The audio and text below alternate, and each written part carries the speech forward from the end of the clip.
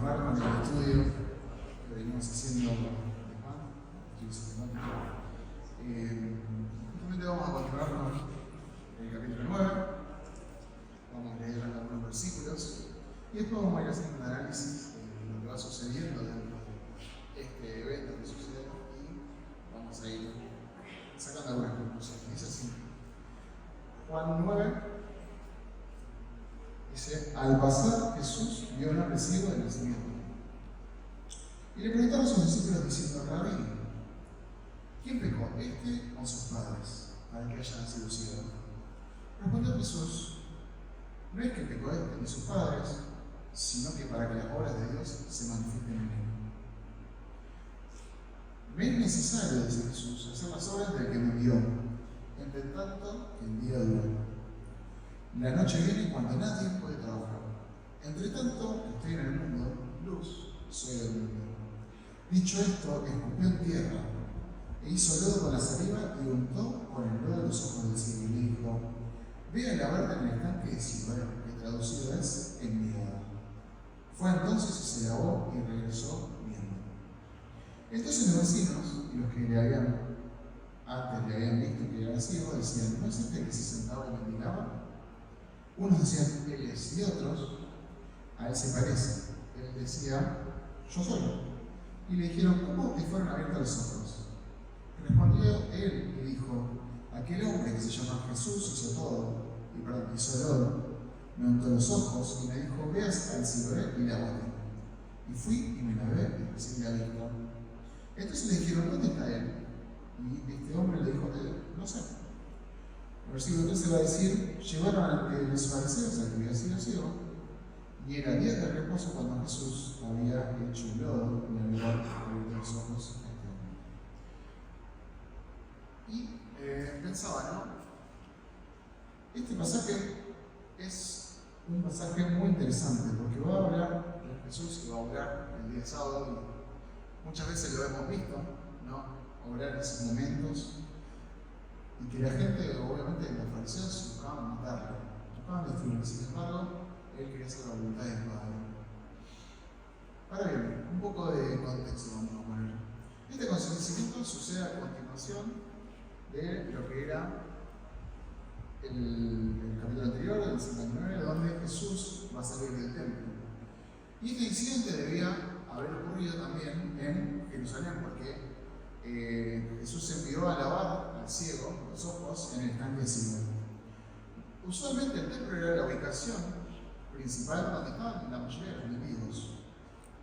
Seguramente te ha pasado, digamos, que cuando alguien tiene una necesidad, ¿no?, o mendiga, siempre está en lugares estratégicos, ¿no? Muchas veces lugares donde vos quizás tenés dinero a la mano o ese tipo de cuestiones, y por necesidad, bueno, se ponen ahí. Y muchas veces los mendigos y esas personas, ya sean ciegos, cojos y demás, estaban en ese lugar. Por ejemplo, en Mateo 21:14 dice: entonces en el templo vinieron a él, hablando de Jesús, y dice: ciegos y cojos y los sanó. También en Hechos 3, del 1 al 10, también va a hacer mención de eso. Va a hablar, digamos, cuando Pedro, Hechos 3, Pedro justamente va a sanar a un lisiado. Perdón, hablamos fuerte, pero es porque yo estoy viendo. Bueno, como decía, perdón, ahí está. Como decía, en realidad Pedro justamente va a sanar en esa parte de lo que es Hechos 3, del 1 al 10, a ese hombre, ¿no? Si recuerdan la historia, le dijo que no tengo nada, no tengo plata ni oro, pero lo que tengo te doy, y lo cura, ¿no? Y ese cojo lo habían puesto específicamente en el templo para poder recibir el limón. Era más probable, como decía, que dieran el limón nada, que eran los que iban a adorar y iban a dar. El templo también era un lugar donde se reunían los multitudes, había mucha gente. Entonces, posiblemente, el Señor se encontró con este hombre justamente en las cercanías del templo. Además, como también sabemos dentro de la palabra, vemos muchas veces que la ceguera era algo común. Por lo menos en el mundo antiguo había muchas personas que sufrían este tipo de enfermedad o de problema. Y normalmente a la gente ciega, que no tenía otra persona que lo cuidara, por ejemplo un familiar o lo que fuera, terminaba en esta situación, sin tener la posibilidad de ganar su sustento y justamente terminaron mendigando. Ahora bien, si prestamos atención en la palabra, justamente en el pasaje que estamos leyendo, va a decir que los discípulos ya sabían que el hombre había nacido ciego, ¿sí? Y se supone que, ¿cómo saben los discípulos que ese hombre era ciego? Seguramente era algo común, una historia de alguien que conocían, quizás este hombre no lo había compartido. Sin embargo, en cualquier caso, es la primera vez, es la única vez en el Evangelio que se registra la sanidad de alguien que tiene una enfermedad congénita, por lo menos en los Evangelios, ¿sí? También podemos ver en Isaías 42:7 que va a hablar sobre Jesús, esta parte del pasaje de Isaías, que va a decir que bueno, él iba a dejar a los ciegos y demás cuestiones. Entonces podemos ver a Jesús que justamente va a orar para sanar este hombre. Esta es una mini introducción. Ahora bien, ¿cuál era el propósito? Había dudas en los discípulos. Fíjense que justamente los discípulos le preguntan, dice así, Rabí, ¿quién pecó? ¿Este o sus padres para que haya nacido ciego? Ahora bien, es una pregunta que quizás nosotros no nos hacemos usualmente, o quizás no lo hubiéramos pensado, pero en ese momento aparentemente era una cuestión también, digamos, de los maestros fariseos, ¿sí? Donde justamente decía lo siguiente, que el sufrimiento físico de una persona muchas veces en ese momento se consideraba como un resultado directo del pecado, ¿sí? De la persona. Por tanto, era obvio que ellos iban a tener esta pregunta en la cabeza, ¿no? Si los maestros de esa época decían que muchas veces las enfermedades eran una realidad porque había pecado, bueno, justamente los discípulos terminan sacando esta conclusión. Entonces, si o pecó él, ¿no?, para tener esta enfermedad, o pecaron sus padres. Pero este hombre, si nos ponemos a pensar, había nacido ciego desde su nacimiento. Esta persona no había tenido tiempo para pecar en el vientre de su madre. Si bien después hablamos del tema de cómo se va pasando el pecado, esta persona no podría haber sido ese concepto. Y por otro lado, tampoco hubiera sido justo que esta persona hubiera sido condenada por el pecado de sus padres. Entonces, quizás, como decía, es algo lógico que quizás podemos haber considerado. Pensemos también en algunos casos de enfermedades que hay en la palabra. Si vemos, muchas veces son consecuencias directas del pecado. Si recordamos, por ejemplo, cuando María se enferma de lepra, por haber cuestionado la autoridad justamente de Moisés, justamente viene por esa realidad, ¿no? Ella cuestiona eso y termina teniendo este pecado, ¿no?, que se termina castigando con la enfermedad. También en lo que es Juan 5:15, en 1 Corintios 11:30 va a decir, por esto, va a decir el apóstol, hay muchos enfermos y debilitados entre vosotros, y muchos duermen, ¿no? Entonces, como decía, puede haber sido algo que quizás podríamos considerar nosotros también. Pero la realidad es que no es así, ¿no? Esta persona estaba puesta ahí, ¿sí?, para que las obras de Dios manifiesten en él, como podemos ver en el pasaje. Entonces, el mismo Jesús va a decir, no es que pecó ni este ni tampoco sus padres, sino para que las obras de Dios se manifiesten en él. Y qué maravilloso, ¿no? Obviamente, la idea no es la siguiente, no es que se eligió esta persona para que sea, justamente que sufra esa necesidad o esa enfermedad para que se manifieste, sino que me encanta lo que plantea en otro lado, es que Dios escogió en su soberanía usar esta aflicción del hombre que ya tenía para dar la gloria de Dios. Esto no quiere decir que Dios deliberadamente provoque que niños salgan ciegos, dice un comentarista, para que después de muchos años su gloria se manifieste, al eliminar la ceguera. Porque eso es una difamación del carácter de Dios, dice Cruz. Quiere decir que Dios invalidó el desastre de la ceguera del niño, de tal forma que cuando se hiciera adulto al recuperar la visión, pudiera ver la gloria de Dios en la cara de Cristo. Y que otros, al ver esta obra de Dios, se volvieran a la luz verdadera de Dios. Y está bueno esto, porque podemos ver justamente la obra de Dios en una persona que estaba necesitada, justamente para que se manifieste su gloria. También, si continuamos un poco más en el pasaje, va a decir que Jesús en el versículo 4 dice: me es necesario hacer las obras del que me envió. Entre tanto que el día dura, la noche viene cuando nadie puede trabajar. Pensemos en los discípulos, ¿no? Y las personas que estaban ahí. Muchos de ellos estaban pensando en el pasado, ¿no? En lo que había pasado, o sea, en el pasado de ese hombre. Todos pensaban por qué este hombre estaba así, cuáles eran las consecuencias y demás cuestiones, ¿no? Pero sin embargo Jesús se enfocaba en otra cosa. Jesús se enfocaba en el presente. Jesús quería orar en la vida de este hombre, pensando también en el futuro, en las cosas que iban a venir después de esto, ¿no? Este hombre es justamente sanado y se manifiesta la gloria de Dios. Jesús pensaba en el futuro, estaba enfocado en eso, en la manifestación del poder divino que iba a venir. Jesús además también nos va a decir que entre que duraba el día, ¿no? Él hacía su obra. Era algo urgente, era algo que tenía que ser en ese momento. ¿Por qué? Porque el tiempo iba pasando y cada día se iba acercando cada vez más su crucifixión. La muerte de Cristo estaba cada día más cerca. Ahora bien, justamente esta obra que él lleva adelante la va a llevar adelante justamente de esa manera, ¿no? De una manera pronta. ¿Por qué? Porque después, una vez que él fuera entregado, dice que iba a llegar la noche, ¿no? Donde los discípulos justamente ya no iban a hacer más nada, por lo menos hasta que llegara Pentecostés, ¿no? Ese momento cuando Jesús no iba a estar más con ellos, hasta el momento que viniera el Espíritu Santo, ¿no? Ya la hora iba a estar como frenada, ¿no? Si podemos ver que muchos de los discípulos habían vuelto a sus trabajos antiguos, estaban pescando, estaban haciendo las cosas.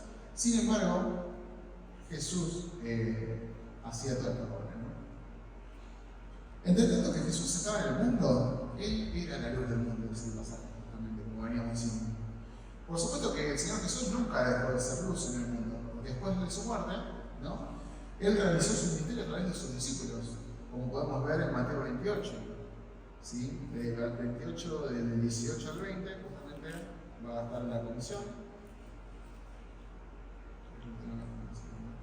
Sí.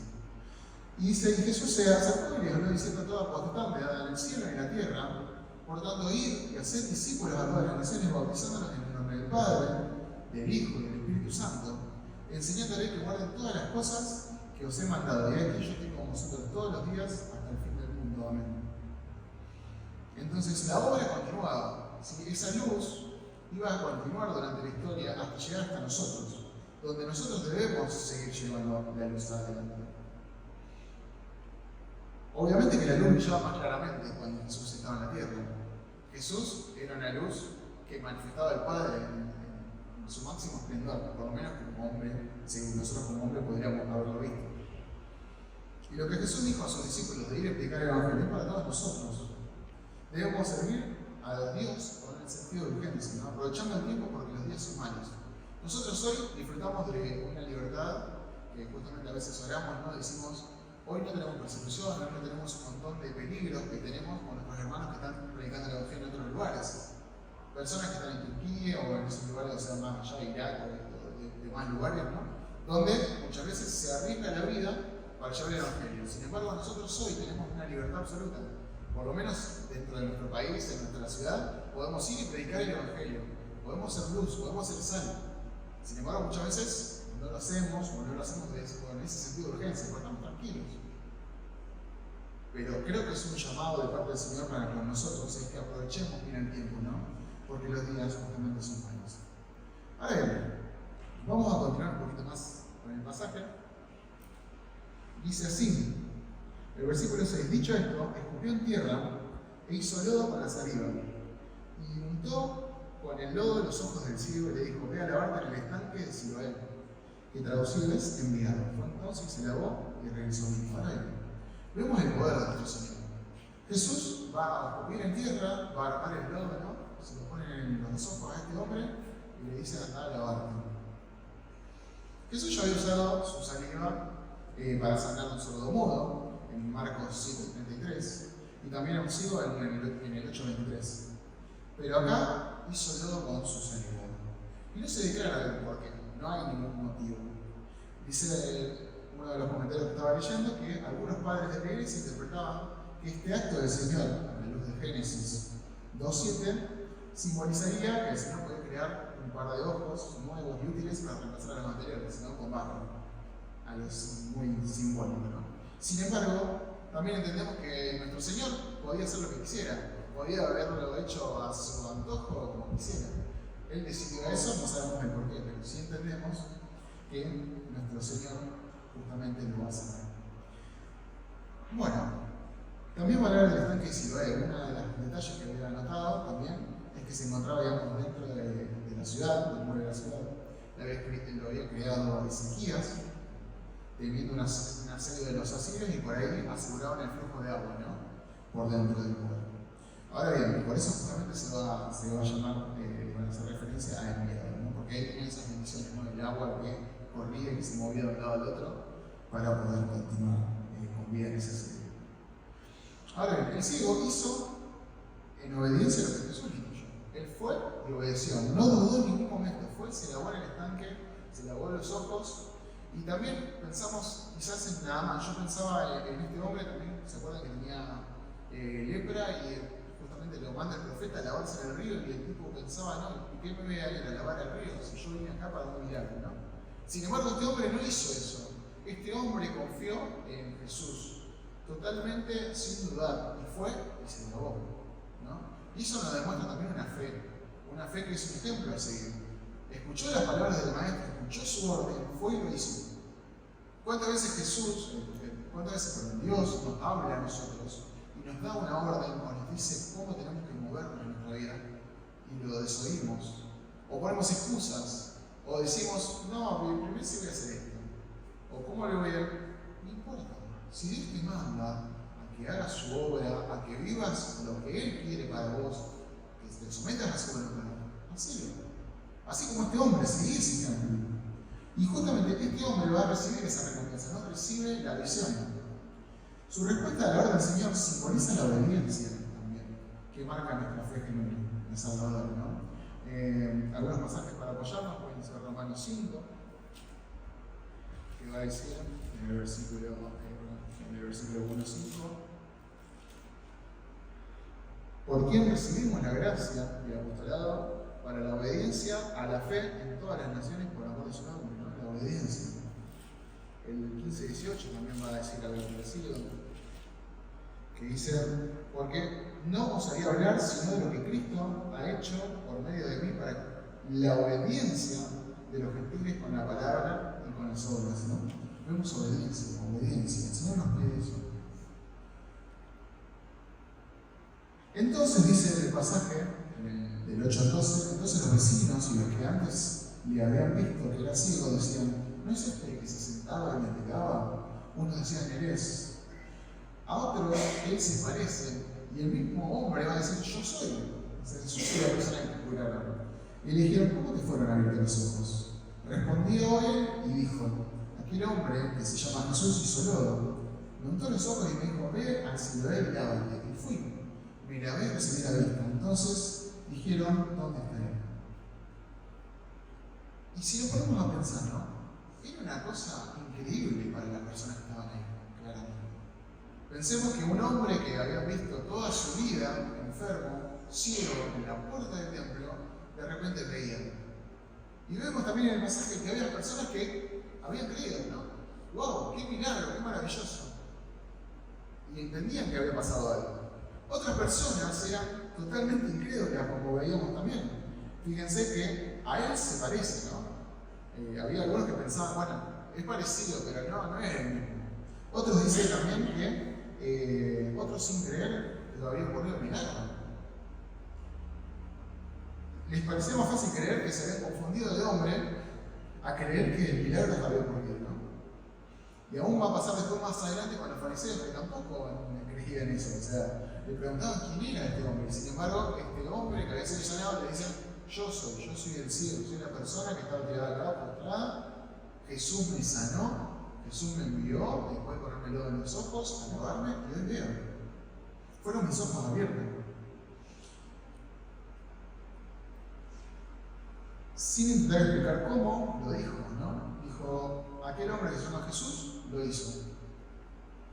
Y la multitud quería saber quién era, ¿no? Dice, ¿dónde está ese Jesús? Pero el hombre no sabía dónde estaba. Jesús ya había hecho su obra y se había retirado. Había avanzado en la historia.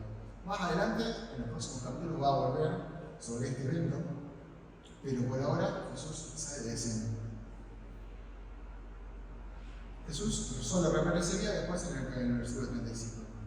Este relato de la curación que Jesús hizo al ciego también ilustra también nuestro proceso de observación. Es algo que había visto en uno de los estudios que había leído. Los pecadores perdidos, ¿no? Ciegos por el pecado, no tienen la capacidad de reconocer al Salvador ni encontrarlo por su cuenta. Solamente Jesús es el que puede hacerlo. Es más, en 2 Corintios 4:4 dice que los cuales el Dios de este siglo llegó al entendimiento de los incrédulos para que no les resplandezca la luz del Evangelio de la gloria de Cristo, el cual es la imagen de Dios. Es más, Romanos 3:11 también va a decir lo mismo: no hay quien entienda, no hay quien busque a Dios.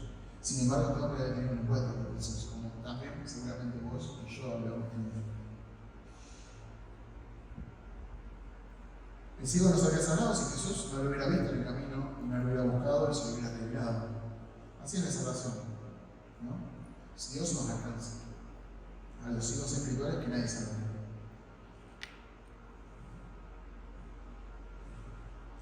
La historia del ciego del nacimiento, ¿sí?, que veníamos leyendo en Juan 9, es un relato poderoso que podemos ver de parte de nuestro Dios.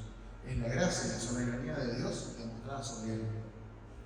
A través del milagro, Jesús no solo restauró su visión física, sino que también reveló verdades espirituales profundas que pudimos ver mientras íbamos leyendo sobre la fe, sobre el propósito del sufrimiento que tenía este hombre, en este caso, y la identidad de Jesús como luz del mundo. En primer lugar, la consideración que tenía era que la curación del ciego nos enseña que no siempre hay una conexión directa entre una enfermedad o el sufrimiento y el pecado. ¿Sí? La pregunta de los discípulos sobre quién pecó, ¿no?, si el hombre o sus padres, refleja que era una comprensión común de esa época. Pero Jesús va a corregirte y al afirmar que la ceguera del hombre no era un castigo por el pecado, sino una oportunidad para que las obras de Dios se manifestaran en él. Y muchas veces vamos a pasar por sufrimiento, ¿no?, por momentos difíciles, por momentos donde no entendemos qué está sucediendo. Quizás venís sufriendo con algo hace mucho tiempo, quizás como este hombre, ¿sí?, desde que tenés memoria y estás sufriendo con algo. Sin embargo, el maestro te puede curar, el maestro te puede dar una vida en sanidad. También puede ser un momento para que Dios se manifieste en tu vida. Quizás tenés que entregarle algo a Dios, o al fin dejar alguna cosa para el Señor, para que Él se manifieste, para que puedas crecer más. Otra de las consideraciones que tenía sobre este pasaje indica la importancia de la fe y la obediencia. Como veíamos, ¿no?, el ciego no conocía a Jesús. No entendía completamente lo que estaba sucediendo. Imagínate que venga un ciego, ¿no? Venga alguien, no sabe lo que está haciendo, te pone algo en los ojos, y vas y te lavas y de repente ves, ¿no? El ciego no sabía qué pasaba. Sin embargo, lo único que hizo es creer en la palabra de Jesús. Esta idea, justamente, logra, cuando él obedece su instrucción, la instrucción que hizo Jesús hacia él, de lavarse en ese estanque, justamente fue un acto de fe que le abrió la puerta justamente a su sanidad física y también a su sanidad espiritual. En tercer lugar, otra de las cosas que podemos ver dentro del relato que venimos analizando es que la curación del ciego revela la identidad de Jesús como la luz del mundo, ¿no? Y esa luz que se manifestó a los hombres y fue rechazada, ¿no?, en ese momento, sigue estando vigente por medio de nosotros. Más allá de la palabra que podemos predicar, ¿no?, y que tenemos que mostrar que Jesús es luz, es vida, que nuestro camino es la sal, ¿no?, de este mundo, nosotros también somos cartas escritas que tienen que reflejar esa vida. Somos sacerdotes de ese reino y tenemos que predicar el Evangelio. Este milagro fue una demostración tangible de su poder para traer luz a la oscuridad, tanto física como espiritual, y debemos hacer lo mismo como iglesia. Finalmente, la historia de este hombre nos invita a reflexionar sobre nuestra propia ceguera espiritual. Al igual que el ciego, obviamente todos nacemos ciegos espiritualmente, incapaces de ver la verdad de nuestro Dios y de nuestro pecado. Necesitamos la luz de Cristo, que seguramente vos y yo ya hemos encontrado, para abrir nuestros ojos y poder vivir una vida en fe, una vida en compromiso con nuestro Señor, una vida en agradecimiento, en alabanza a su gloria. Ahora bien, como miembros de la iglesia podemos aplicar estas verdades a nuestra vida diaria. Podemos aprender justamente a confiar en la soberanía de Dios por medio del sufrimiento, ¿no? Como hizo este hombre. Este hombre sufrió, y no cabe duda que sufría. Estar ahí en la puerta todos los días, que lo llevara, ¿no? Estuviera ahí sentado, la lluvia, el desprecio, ¿no? Quizás días que no iba a recibir nada, sin embargo, por medio de Jesús recibió la visión de una vida nueva, ¿no? Y también pensaba en nosotros, ¿no? ¿Cuántas veces nosotros sufrimos? Y no confiamos en nuestro Señor. Sin embargo, el Señor está ahí dispuesto para ayudarnos, para sanarnos, para librarnos de lo que estemos padeciendo. Otra de las cosas es obedecer su palabra con fe, porque tenemos la palabra de nuestro Señor, pero debemos creer en ella, debemos ponerla en práctica. Y por último, compartir la luz de Cristo con el mundo que necesita desesperadamente ver la verdad. ¿Sí? Que la historia del ciego de Juan 9 nos inspira a buscar a Jesús y a vivir de acuerdo con su verdad. ¿Oramos? Padre que estás en los cielos, te damos gracias, Señor, porque una vez más recibimos tu palabra. Te damos gracias, Señor, porque por medio de ella podemos ver, Señor, la manifestación, Señor, de tu bondad, Señor, y la gracia que se derrama sobre los hombres, Señor. Te damos gracias porque también podemos ser desafiados a confiar más plenamente en ti, Señor, a poder depositar nuestras cargas en el momento del sufrimiento, Señor, entendiendo, Señor, que la obra, Señor, de Dios se va a reflejar en nuestra vida. Te queremos pedir también, Señor, que podamos honrarte y seguirte, someternos a tu voluntad. Te damos gracias, Señor, porque así como este hombre, Señor, que confió ciegamente en ti, Señor, y fue a ese lugar sin tener quizás alguna prueba tangible, lo hizo por medio de la fe, Señor, y pudo recibir la vida. Te queremos pedir que abra nuestros ojos, Señor, que podamos ver la vida, Señor, como vos querés que la vivamos, por medio de tus ojos, Señor. También te queremos pedir que nos ayudes a obedecer también como Él, que podamos ser personas que te obedezcan, Señor, sin importar el porqué, Señor, sin importar lo que puede llegar a venir. Y te damos gracias, Señor, porque nos redimiste, porque fuiste esa luz que nos dio vida nueva cuando estamos en oscuridad, cuando estamos en perdición. Te queremos pedir también que podamos, Señor, ser luz y sal también en este lugar. Te lo pedimos y agradecemos en el nombre del Señor Jesús.